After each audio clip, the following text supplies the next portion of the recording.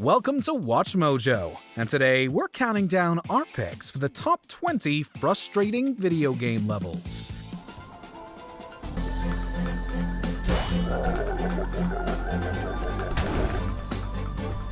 For this list, we'll be looking at stages from games that bring an unfair level of difficulty or tedium. We won't be including levels from bad games, since the whole experience is frustrating. We also won't be including levels that only consist of a boss fight. Which of these levels made you want to scream in anger? Share your thoughts in the comments. Hey Mojoholics! For a chance to win cash prizes, play our live daily trivia challenges every day at 3 p.m. and 8 p.m. Eastern only at WatchMojo.com/play. Number 20. Demolition Man. Grand Theft Auto Vice City. I got a problem and I reckon you could help me with it. I'm no builder. No, I was thinking more of your demolition skills. Players are tasked with completing all kinds of dangerous activities in Vice City, but we'd rather take on the most hardened criminals than do this mission again. In Demolition Man, Tommy Vercetti is hired to destroy a construction site. Rather than take the easy route, like sneaking in at night to plant the explosives, you must pilot a remote helicopter to place the bombs at specific spots during the day. The vehicle's controls are certainly not the smoothest, even by early 2000 standards. Making everything more annoying are the workers and guards trying to knock the helicopter down. It doesn't have the high-stakes thrills of many other missions, and failing can make you want to snap your controller in two.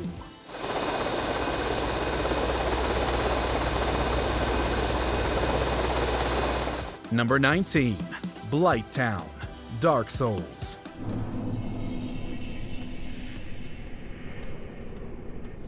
Along with most of From Software's catalog, there are a lot of sections in Dark Souls that are going to cause frustration. The one that scarred players the most was Blighttown, a gigantic poisonous swamp.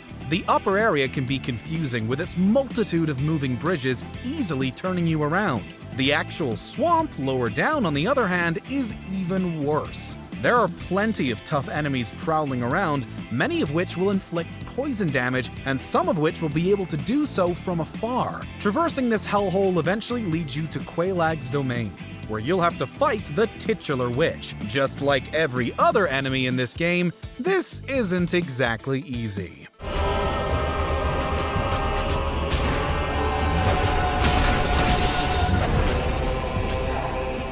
Number 18. Labyrinth Zone. Sonic the Hedgehog.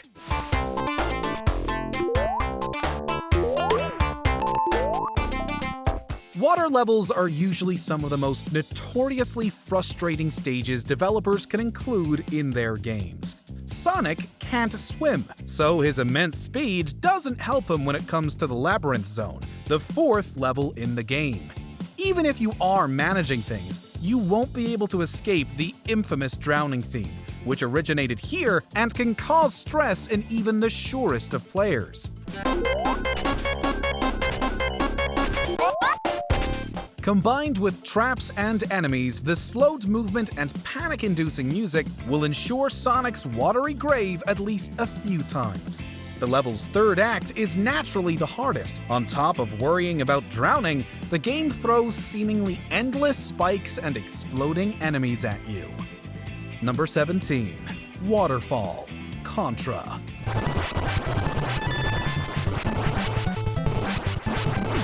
This classic action platformer epitomized the phrase Nintendo hard by flooding your screen with enemies and giving you a single-hit health bar. It likely caused many players to memorize the Konami code to start with 30 lives rather than 3.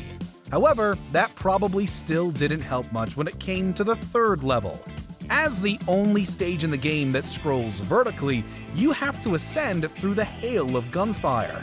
The layout certainly takes some getting used to, but it's far harder in co-op. If one player moves up too quickly, it will cause the screen to move and kill the other. It makes you communicate about movement, but that's a lot easier without a horde of enemies trying to murder you.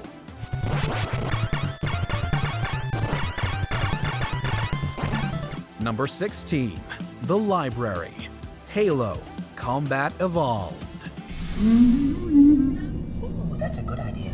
Of all the enemies in Halo, the Flood still terrifies us. But being trapped in a restrictive library while they're swarming all over the place will do that to you. During the campaign's 7th mission, Master Chief is confronted by the aptly named parasites on a near constant basis. What makes the levels so frustrating is how quickly they move and how slowly you're forced to progress. You'll be following 343 Guilty Spark around, who isn't exactly nimble and must pause to slowly override locked doors. And at every one of them, players will have to unload all their weapons just to keep the Flood at bay. The ones with rocket launchers are a particular pain.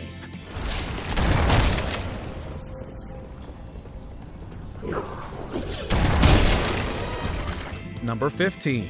Playing as Ashley. Resident Evil 4.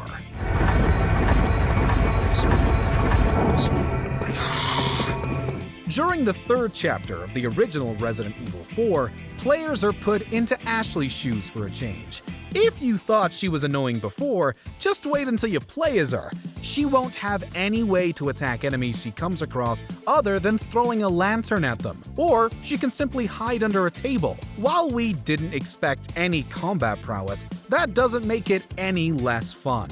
However, making things worse are several cranks she must slowly turn in order to progress. If an enemy stops you, the crank will slowly turn back, making everything take that much longer. Needless to say, you'll be missing having control of Leon throughout. Sorry if I was... Oh, don't worry about it. Come on, let's move on. Number 14. Parking Garage Tutorial. Driver.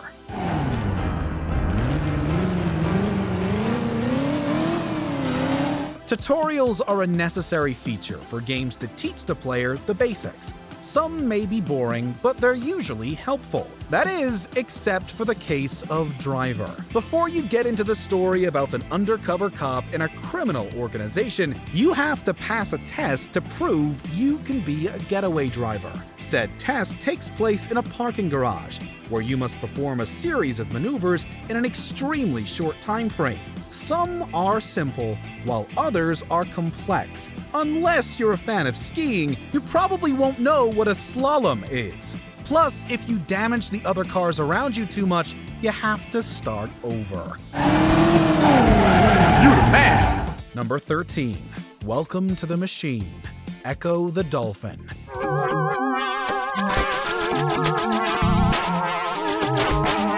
One might expect a game where you play as a dolphin to be pleasant, but that is definitely not the case with Echo. Players must combat an invasive alien race throughout the game, culminating when Echo visits their home planet. Welcome to the Machine is an auto-scroller with an abundance of paths, giving it a maze-like quality as well as a plethora of ways to kill you. Unless you're able to memorize the exact routes, Echo is going to get crushed. If he's not, it'll be the drones that dive in from off-screen that do you in. All of this is plenty awful, but it's compounded by the fact that there are no checkpoints.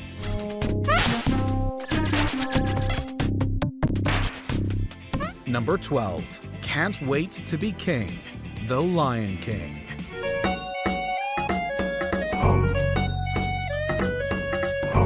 Even if you haven't played this tie-in, there's a good chance you've heard about its ridiculously high difficulty for a children's game. The second level, which recreates the I just can't wait to be king sequence, is far less enjoyable to play through than it is to watch. Simba uses a variety of animals to get through different platforming sections. Riding an ostrich and jumping over quick-coming hazards is certainly tricky. However, the most irksome sections deal with monkeys that toss Simba between them. You can roar to make pink monkeys change their direction.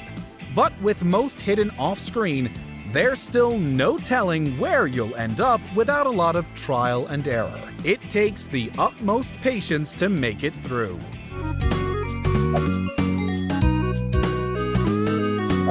Number 11. The Great Maze. Super Smash Bros. Brawl.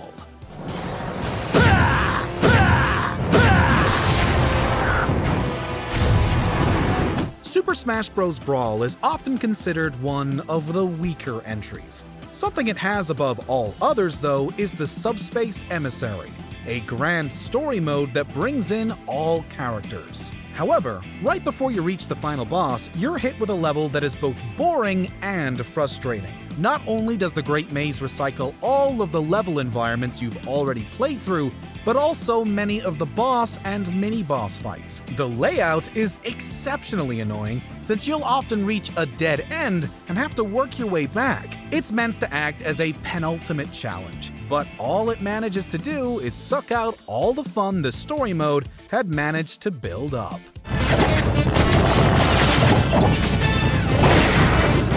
Number 10. Lfile, Brace of the Halig Tree, Elden Ring.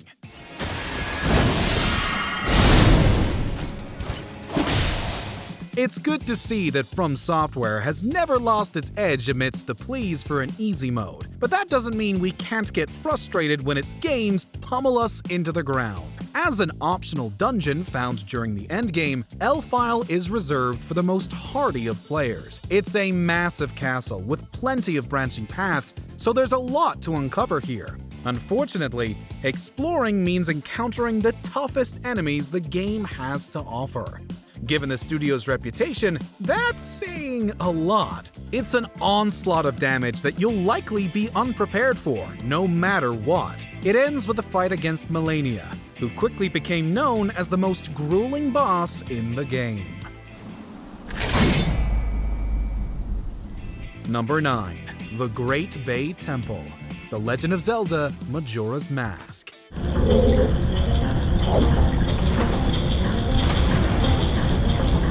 We're sure many of you were expecting the Water Temple from Ocarina of Time, but we honestly think its hate is overblown. The Great Bay Temple, on the other hand, could do with a little more hatred. It's already more tense given the game's 3-day time loop, which will force you to do certain things over if you don't finish quickly enough.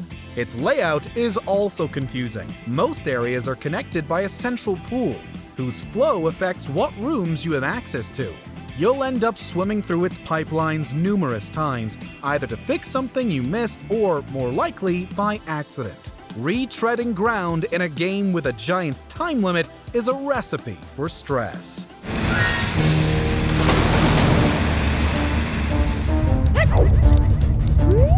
Number 8. Stage 6-2, Ninja Gaiden.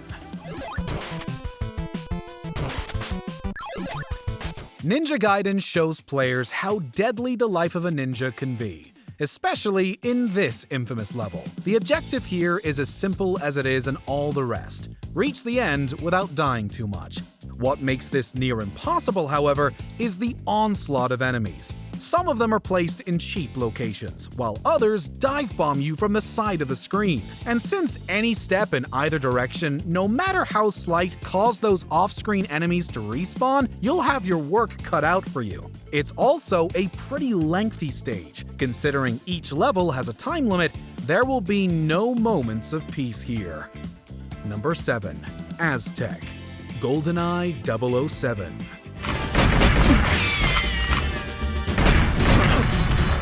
We all have fond memories of pouring hours into GoldenEye, whether it be the iconic multiplayer or the campaign recreated from the movie. But none of our fond memories are of this place. The Aztec level is unlocked after completing the story on normal difficulty, and it is much harder than the game will have prepared you for. Every enemy, including the powerful Jaws, will have high-powered weapons on top of improved accuracy and reaction time. Which is to say, they're going to hit you, and it is going to hurt. If you die, when you die, you'll be forced to start the level over. This is where your skills as an agent are really put to the test. Number 6. The Meat Circus, Psychonauts. How did you get in my happy meadow? Nobody's supposed to know about it.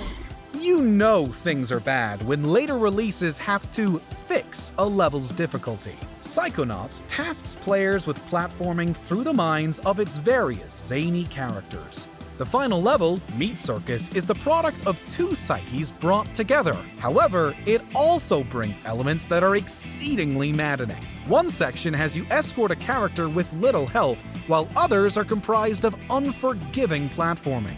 You have little lives, very few checkpoints, and some of your objectives are simply unclear. It has a reputation for its massive spike in difficulty, making it an unbalanced nightmare in an otherwise extremely enjoyable game. We're grateful it was scaled back, so that future players could actually end on a positive note.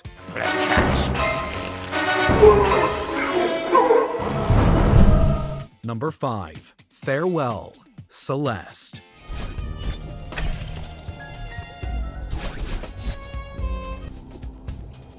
Even some of the most beautiful, emotionally fulfilling games can have levels that make you want to rip your hair out.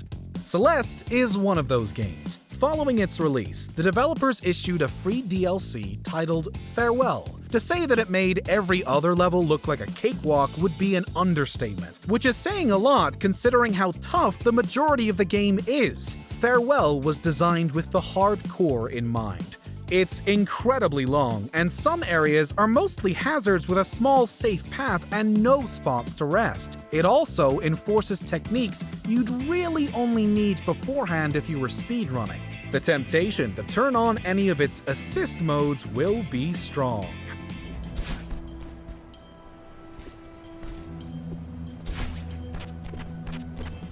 Number 4. Through the Fire and Flames, Guitar Hero 3. Legends of Rock.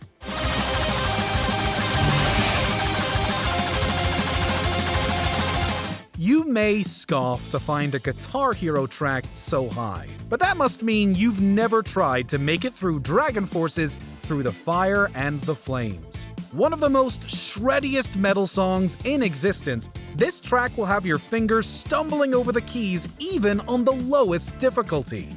You won't even have time to register what's happening before you're at least a dozen notes behind. That was the pain many of us faced when attempting to conquer this track. Only those who practiced over and over could perfect the timing. With songs like this, Legends of Rock was a suitable name.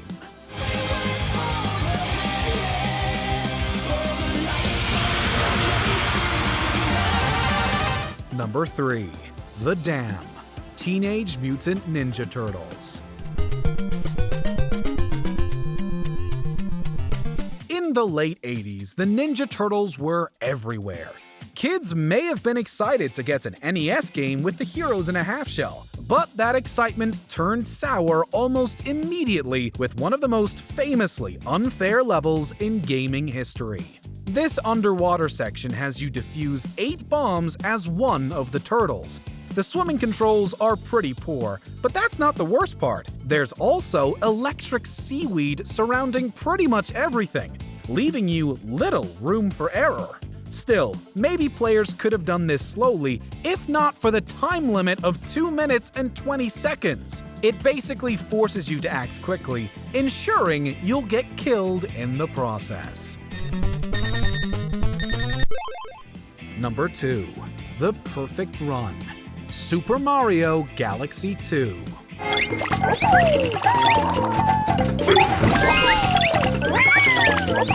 Super Mario Galaxy 2's Grand Master Galaxy is a gauntlet, bringing together many of the mechanics, enemies, and platforming elements seen across the game. It's the final level you unlock, and so it naturally poses a pretty big challenge. But after you've beaten it, you then have the option to do it again. Only this time, you die in one hit, and there are no checkpoints. With so many different ways to die here, it's probable you'll experience all of them during the perfect run. It'll take everything in you not to snap your Wiimote in half once you reach the double digits. Anyone can play Mario, but only the strongest can reach this level's end. Before we continue, be sure to subscribe to our channel and ring the bell to get notified about our latest videos. You have the option to be notified for occasional videos or all of them. If you're on your phone, make sure to go into your settings and switch on notifications. Number 1. Turbo Tunnel. Battletoads. Battletoads is one of the most challenging, frustrating games ever created. It's even harder in co-op since there's no way to turn off friendly fire. It reaches peak difficulty, and as a result, iconism during the Turbo Tunnel level. Following some standard beat-em-up gameplay, you'll be forced to make it the rest of the way on bike. The bike's speed is so immense, you'll barely have time to think before you crash into one of the many walls. But that's only the first section. As it goes on, you'll also need to hit ramps, dodge holes, and other hazards, all of which come at you with lightning-fast speed. This level will likely remain in infamy for all time.